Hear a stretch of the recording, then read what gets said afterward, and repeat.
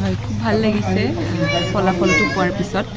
কষ্টখিনি সাৰ্থক হোৱা যেন অনুভৱ হৈছে আৰু কিমান সংখ্যক ৰেংক পাবলৈ সক্ষম হৈছে হয় মই আসাম আৰবান এডমিনিষ্ট্ৰেটিভ ছাৰ্ভিচত 33 সংখ্যক ৰেংক পাবলৈ সক্ষম হৈছোঁ কেনেধৰণে প্ৰস্তুতি চলাইছিলে এই পৰীক্ষাৰ বাবে হয় মই আচলতে 2020ত মোৰ মাষ্টাৰ ডিগ্ৰী কমপ্লিট হ'ল তাৰপিছত মই তাৰ পিছৰ পৰাই প্ৰিপাৰেশ্যন ষ্টাৰ্ট হোৱা বুলি ক'ব পাৰি ভালকৈ প্ৰিপাৰেশ্যন কৰি পেলাই এইবাৰ মই একচুৱেলি অনলাইন গাইডেঞ্চো লৈছিলোঁ অনলাইন গাইডেঞ্চ আছিলে আৰু বাকীখিনি নিজৰ পৰাও চেষ্টা কৰি পেলাই এইবাৰ 33 সংখ্যক ৰেংক পাবলৈ সক্ষম হ'লোঁ পঢ়া শুনা দৈনিক কেনেধৰণে কৰিছিলে হয় মানে ৰেগুলাৰ ষ্টাডিটো কৰিছিলোঁ মানে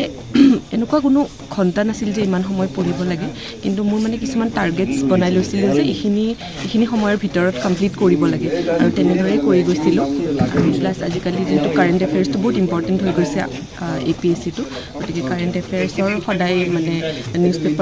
পেপাৰ পঢ়িছিলোঁ আৰু নিউজ পেপাৰ এনালাইচিছৰ ভিডিঅ'জবোৰ আজিকালি ইউটিউবত সহজেই এভেইলেবল হয়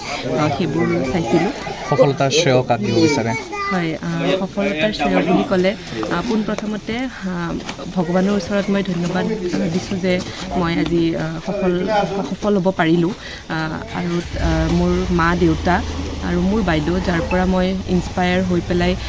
APSC দিম বুলি ভাবিলোঁ তেওঁ এগৰাকী ALRS বিষয়া হয় তেওঁ 2017 বৰ্ষত ALRS হ'বলৈ সক্ষম হৈছিলে বাৰ পৰাই মই মানে বুজি পালোঁ যে এক্সামটোৰ বিষয়ে গতিকে মই বাক থেংক ইউ ক'ব বিচাৰিম লগতে মোৰ শিক্ষা আধা শিক্ষা মোৰ জেঠাইৰ ঘৰৰ পৰা কৰিছিলোঁ গতিকে মোৰ জেঠা তাৰ দাদা বা বৌ গোটেইকেইটাকে মই থেংক ইউ ক'ব বিচাৰিম আৰু মোৰ ফ্ৰেণ্ডছ শুভাকাংক্ষীসকল যোনে মোৰ কাৰণে সদায় ভাল চিন্তা কৰে ভাল উপদেশ দিয়ে তেওঁলোককো মই থেংক ইউ ক'ব বিচাৰিম নৱপ্ৰজন্মক এনেধৰণে আগুৱাই যাবৰ কাৰণে কি মেছেজ দিব আপুনি হয় মই ক'ব বিচাৰিম যে নিজৰ ওপৰত বিশ্বাস ৰাখি নিজৰ এটা লক্ষ্য স্থিৰ কৰি কাম কৰি গ'লে নিশ্চয় সফল হ'ব